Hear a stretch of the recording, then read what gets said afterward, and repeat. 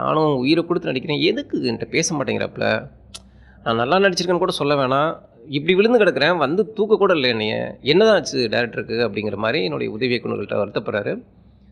மொத்த காட்சியில் அது மாதிரி எடுத்துட்டோம். அதை தாண்டி நிர்வாண காட்சிகள், ஒரு உண்மையான கழிவறையில் மக்கள் பயன்படுத்துகிற கழிவறை. நான் அப்போ அதுக்கு செட்டு போடலாம் அப்படின்னப்போ அவர் என்ன சொல்லி, இல்லை இன்னொரு பிரசிடென்ட்டுக்கு ஒரு தலித் பிரசிடென்ட் நடந்த பிரச்சனை சொல்லிட்டீங்க, அவர் அனுபவிச்ச கூடமே நான் அனுபவிக்கிறேன். சரி இது படம் தானே, மக்கள் என்னதான் இருந்தாலும் அது வந்து நம்ம செட் போட்டு தானே நினச்சிக்க போகிறோம், அவங்க என்ன வேணாலும் நினைக்கட்டும், நான் அந்த வழியை நான் அப்படியே நான் அனுபவிக்கிறேன் அப்படின்னு சொல்லி விழுகிறாரு.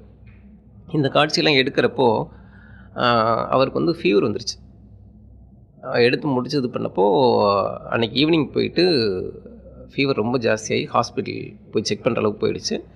அவருக்கு என்னென்னா இப்போ கூட டேரக்டர் என்கிட்ட வந்து எதுக்கு என்கிட்ட வந்து அப்போ வந்து இப்போ கூட இருந்தவங்க சொல்லியிருக்காங்க, இல்லை சார் நான் உங்களை பாத்ரூமில் போட்டு அடித்ததுக்கெலாம் ஒரு சாரி கேட்டிருக்கணும், அவர் எதுவுமே கேட்காம என்ன சார் இப்படி அசால்ட்டாக டேக் ஓகேன்ட்டு போயிட்டுருக்காரு அப்படிங்கிறப்போ, இல்லை அவர் மன்னிப்பெல்லாம் கேட்க வேணாம், ஆனால் என்னென்னா நல்லா வந்துச்சுன்னு சொன்னால் கூட எனக்கு ஓகே அப்படின்னாரு. நான் நியாயமாக பார்த்தா நந்தன் சக்ஸஸ் மீட்டில் அவ்வளோ பேர் இருக்கிற இடத்துல தான் அந்த பிரச்சனையை முதல் ஓப்பன் பண்ணேன். சார் நான் வந்து அவ்வளோ பேர் மத்தியில் உங்களை அவமானப்படுத்திட்டு தனியாக உங்கள் ரூமுக்குள்ளே வந்து சாரி கேட்டேன்னா அது ரொம்ப தப்பு சார்.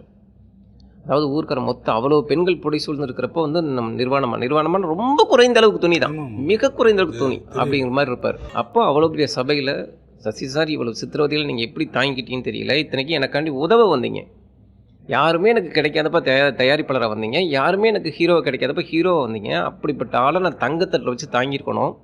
ஆனால் நான் கழிவறையில் போட்டு அடிக்கிறேன், ரோட்டில் போட்டு அடிக்கிறேன், மட்டையால் அடிக்கிறேன், இவ்வளோ விஷயத்தை நான் பண்ணிவிட்டு நான் எப்படி சார் வந்து உங்கள்கிட்ட அறைக்குள்ளே மன்னிப்பு கேட்க முடியும், இந்த பொது சபையில் சசிகுமார் சார் என்னை மன்னிச்சிருங்க அப்படின்னு.